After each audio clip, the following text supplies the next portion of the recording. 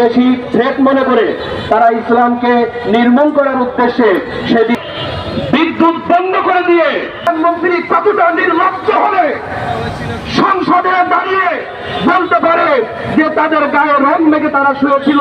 যখন সাংবাদিক বন্ধুরা আমার,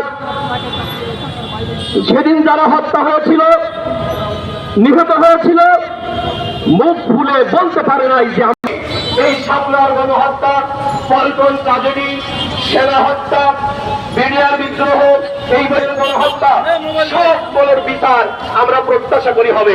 কিন্তু এখন পর্যন্ত এই অন্তর্বর্তীকালীন সবচেয়ে বড় সরকারের সবচেয়ে বড় যেই দায়িত্বটা ছিল সেটা হচ্ছে এই দোষরদের আওয়ামী দোষরদের বিচার নিশ্চিত করা। কিন্তু জালিমের দিকে ধাবমান হয়েও না। যদি জালিমের দিকে তোমরা ধাবমান হও তাহলে তোমাদের জন্য রয়েছে কঠোর থেকে কঠোর ভয়াবহতা।